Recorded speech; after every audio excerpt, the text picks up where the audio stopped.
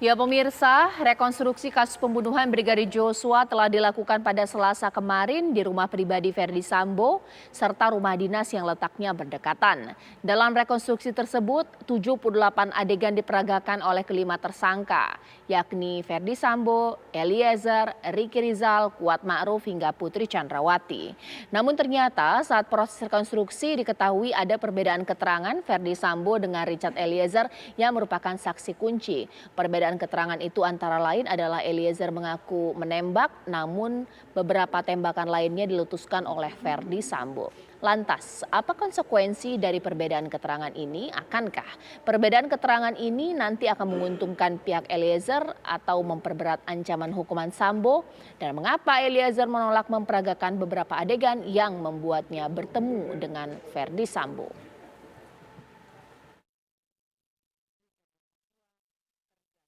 Dalam konteks hak asasi manusia, proses tadi dilaksanakan secara imparsial. Ada beberapa perbedaan antara pengakuan A dan pengakuan B di masing-masing pihak. Tapi masing-masing pengakuan itu juga diuji. Jadi dikasih kesempatan oleh teman-teman penyidik untuk juga melaksanakan rekonstruksinya. Nah itu menurut kami sebuah proses yang yang sangat baik dalam konteks hak asasi manusia. Proses ini juga sesuai dengan prinsip-prinsip fair trial.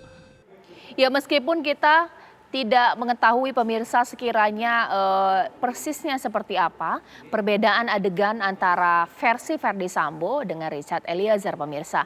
Tapi nanti kita akan hadirkan lagi video animasi yang memang sudah dirilis oleh Humas Polri. Tapi sebelumnya saya ingin bertanya juga kepada narasumber saya yang sudah tersambung di sini, Komjen Purnawirawan Ito Sumardi. Selamat malam Pak Ito Sumardi. Selamat malam, Mbak. Ya, Pak Ito, sekarang mungkin saya bertanya kepada Pak Ito terlebih dahulu. Pak, kalau misalnya Bapak pasti sudah membaca bahwa ada perbedaan antara keterangan Verdi Sambo dan juga Eliezer dan tersebut tercipta dalam proses rekonstruksi ada beberapa adegan yang tidak sama. Sebenarnya ini wajar tidak sih, Pak? Kalau menurut saya selama pengalaman saya ini sangat wajar ya Mbak ya. Bisa saja dia melakukan sesuatu atau tidak mengakui satu adegan yang memang sudah disiapkan oleh penyidik sesuai dengan berita acara yang telah dibuat. Nah selama ini pengalaman memang bagi seorang tersangka itu kan dia bisa saja melakukan atau menolak memberikan satu keterangan, bahkan dia bisa menolak rekonstruksi. Tapi kan tetap penyidik mempunyai ketentuan yang harus diganti dengan peran pengganti ya Mbak ya. Jadi di sini kan kalau contohnya Baradae dia ingin ketemu dengan tidak ingin bertemu dengan FS, maka dia diberikan peran pengganti. Kalau misalnya FS membuat satu cerita karena dia yang berbeda dengan BAP-nya, maka diganti dengan peran pengganti. Tetapi tetap penyidik sudah mempunyai satu gambaran yang utuh tentang perbuatan ini sesuai dengan unsur-unsur pidana yang disangkakan. Makanya kan sudah dibuat oleh penyidik sekarang film animasi yang saya kira itu adalah merupakan gambaran daripada penyatuan keterangan-keterangan saksi-saksi atau saksi mahkota untuk terjadinya kejadian yang ada di Duren 3. Saya kira kalau memang rekonstruksi ini juga tidak merupakan satu hal yang terlalu signifikan ya untuk dalam proses penyidikan, karena penyidik juga sudah membuat satu alur cerita dalam animasi yang dibuat yang saya kira semua sudah menonton. Baik. Demikian, Pak. Ya, ditahan dulu Pak Ito. Sekarang kita lihat video animasi yang memang sudah dirilis oleh Humas Polri pemirsa. Ini dia. Kalau Anda lihat ini detik-detik mobil tiba di rumah dinas pemirsa. Dan kemudian PC sudah diantar menuju ke kamar di lantai atas. Dan terlihat KM menaiki, RR berada di luar, Joshua berada di taman sambil menelepon. Ya, bahkan juga dalam video tersebut ada mobil yang kemudian mengantarkan, yang kemudian ternyata di dalamnya ada Verdi Sambo. Sempat ada adegan pistol terjatuh, AR hendak membantu, FS mencegah dan ia mengambil sendiri dan diketahui FS sudah memakai sarung tangan. Dan kemudian masuk ke dalam rumah Verdi Sambo yang FS Anda lihat di sini gambarnya, inisialnya sudah dilekatkan, dan juga Eliezer turun dan sementara yang lain berada di luar ruangan. Lalu ada Joshua yang diminta masuk ke dalam ruangan bersama dengan Ricky Rizal, bahkan juga dengan Kuat Ma'ruf. Dan ada sedikit perdebatan antara Sambo dan Joshua, dan ada Richard Eliezer menembak sebanyak 1 kali, 2 kali, sehingga Joshua tersungkur bahkan juga mengenai tangan hingga juga wajah pemirsa. Joshua tersungkur dan dari adegan berikutnya Sambo menembakkan tembakan ke kepala dan juga ke tembok, ke dinding sebanyak 5 kali. Ini yang dikatakan mengelabui bahwa seakan-akan proses tembak-menembak terjadi. Sambo menjemput Putri Chandrawati dan kemudian PC diantar Kuat Ma'ruf menuju ke kediaman atau rumah lainnya.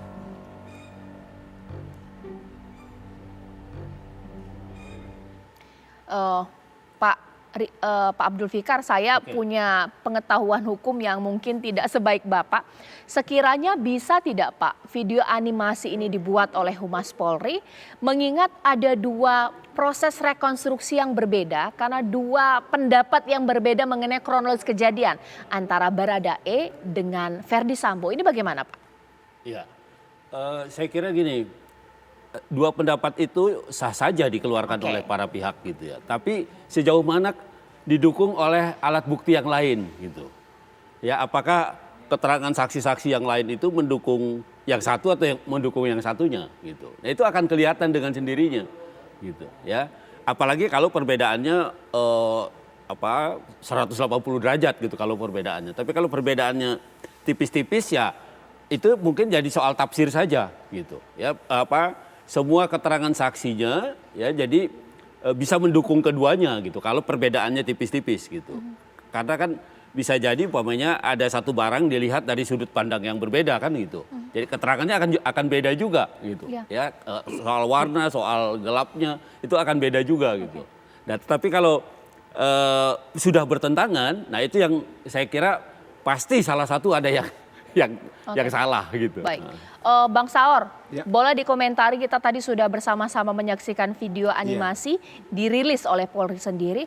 Terlihat tidak dari animasi tersebut proses peristiwa pembunuhan berencana? Atau mungkin jangan-jangan belum kelihatan ini, hanya proses menembaknya saja ada, bagaimana? Ini kan bagian teknik pemeriksaan ya Mbak Caca ya.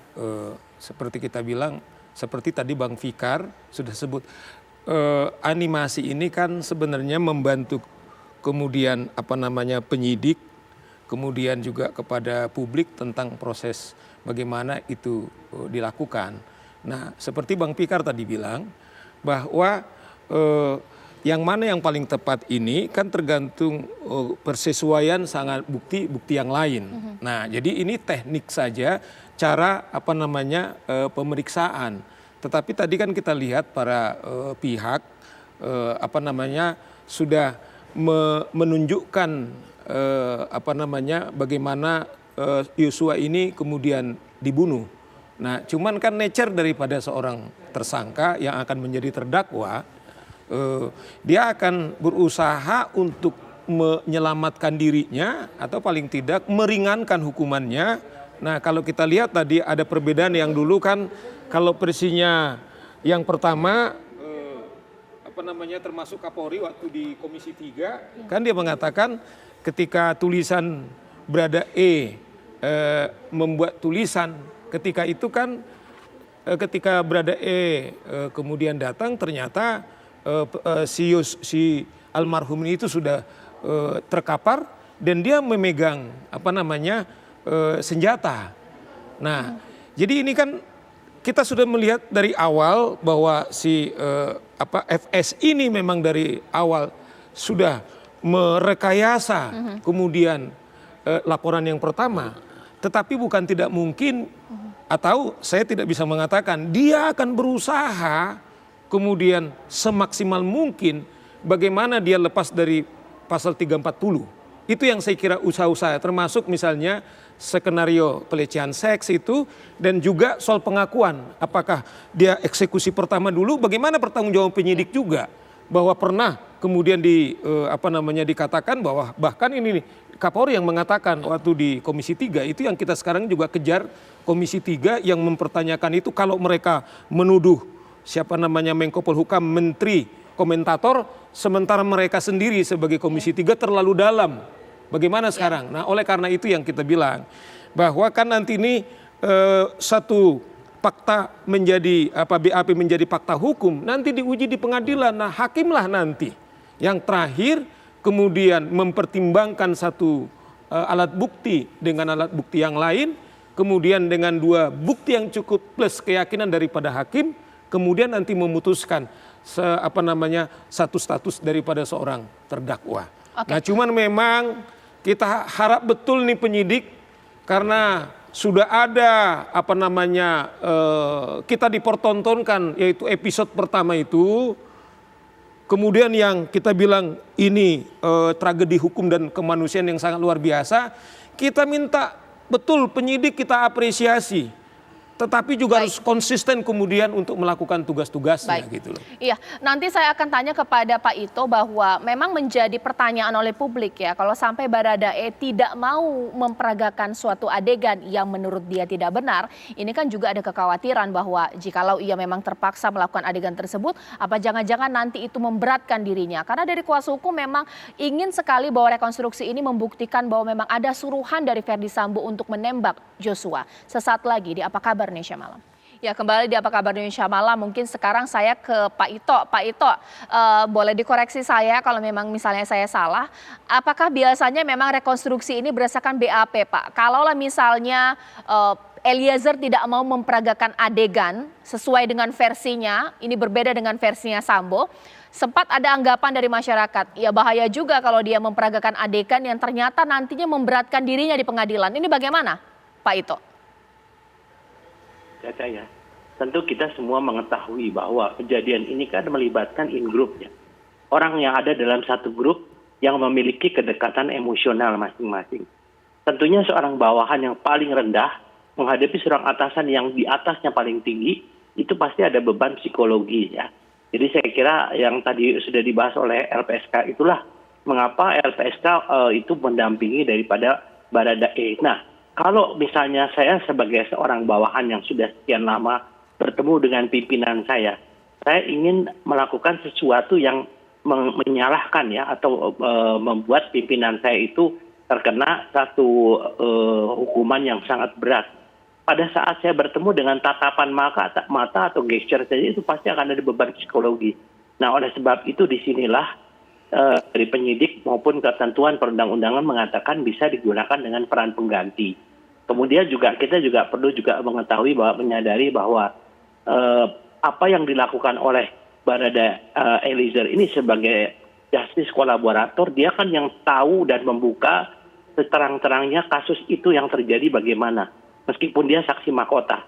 Nah, jadi di sini kalau ada peran-peran pengganti yang dilakukan oleh penyidik adalah sesuai dengan berita acara. Jadi pihak misalnya tersangka ya, dan dalam hal ini adalah saudara FS itu mengatakan bukan demikian, itu hanya mengatur masalah posisi saja. Kalau saya melihat dari keseluruhan daripada rekonstruksi ini sudah membuktikan bahwa yang bersangkutan satu memang melakukan eksekusi ya. Kemudian juga kita juga jangan lupa bahwa yang bersangkutan juga pernah membuat surat pengunduran diri meskipun ditolak, dan juga surat permintaan maaf yang di sana dia mengakui apa yang dilakukan dan bersedia untuk bertanggung jawab atas apa yang dilakukan. Itu pun tentunya akan menjadi bukti tambahan nanti di pengadilan ya. Saya yakin penyidik juga akan menjadikan bukti tambahan surat yang ditulis tangan oleh FS tersebut. Jadi kembali kepada masalah rekonstruksi ini, kalau saya melihat hanya tidak banyak perubahan ya. Yang jelas di sini intinya adalah yang bersangkutan telah melakukan kasus 338, kemudian perencanaannya kita lihat pada saat mengumpulkan, kemudian baru memanggil Joshua. Itu tentunya dia merencanakan dulu kira-kira mau diapakan si J ini, dia disuruh masuk, dari sana saja unsur perencanaannya sudah bisa dibaca. Demikian Mbak Caca menurut pendapat saya. saya ke Pak Abdul Fikar. Pak Abdul Fikar, unsur perencanaan ini kuat tidak sih kalau misalnya kita melihat dari hasil rekonstruksi animasi dari Humas Polri? Mungkin awalnya saya melihat ini adalah peristiwa penembakan yang lebih berat ke arah sana. Ya. Mengumpulkan orang ini memang berat tidak untuk pembunuhan berencana? Apa jangan-jangan nanti ujung-ujungnya 338 pembunuhan biasa? Ya. Ya, saya kira ada upaya sendiri gitu ya untuk mengumpulkan orang itu pasti ada upaya sendiri. Nah, tapi kalau terjadinya spontan itu kan cuma 338 aja. Tetapi ketika ada waktu 10 menit aja, ada orang bicara mau sama-sama ada kesepakatan mau membunuh seseorang, itu sudah perencanaan, udah 340 itu. Sudah 340 walaupun jeda waktunya tidak terlalu banyak gitu. Nah, untuk sampai di situ kan juga ada waktu mengumpulkan orang, ada ini segala macam. Nah, itu yang menurut saya juga harus diperhitungkan juga gitu. Oke. Bang Saur, Ya. kuat tidak unsur perencanaan dari animasi yang kita saksikan ini? Kan itu kita bilang kan tadi Bang Pik sudah mengatakan tadi kan sudah mereka dikumpulkan dulu naik ke atas, artinya kan dengan sadar para pihak itu kemudian siapa melakukan apa dan tindakan apa. Nah itu saya pikir udah sempurna. Cuman kan nature-nya terdakwa ini dimanapun dia akan mencoba berjuang semaksimal mungkin bagaimana supaya hukuman itu lebih ringan. Nah kembali animasi ini kembali hanyalah animasi. Saya kira tidak punya kekuatan apapun sebagai bukti, hanya memvisualkan, membantu, menggambarkan. Nah cuman kan yang juga menjadi pertanyaan di sisi lain, penyidik mencoba untuk menunjukkan ke publik dengan visualisasi, tetapi dia tidak konsisten, juga melibatkan publik juga dalam konteks rekonstruksi. Karena seperti kita bilang, karena dalam proses rekonstruksi ini kan misalnya begini, mengapa misalnya katakanlah Kompolnas bisa hadir di sana diundang oleh tim sus, atau katakanlah Komnas HAM, ya toh? Tidak ada perintah dasar undang-undang kemudian penyidik melakukan. Tetapi dari awal mereka ini dilibatkan. Tetapi bukan bagian penyidikan. Nah pertanyaan publik adalah mengapa pengacaranya misalnya sini kemudian tidak dilibatkan. Padahal mereka sendiri sebenarnya lebih penting di sana. Karena toh tidak ada aktif para pihak di sana kecuali menyaksikan. Itu juga pertanyaan-pertanyaan kepada kita gitu. Baik. Ya, nanti poin itu yang juga saya tanyakan kepada Pak Ito. Pak Ito, kenapa mungkin pihak dari kuasa hukum tidak dilibatkan di sini, mengingat bahwa Joshua memang sudah tidak terwakilkan dalam rekonstruksi versi dari Joshua ini seperti apa? Sesaat lagi di Apa Kabar Indonesia Malam.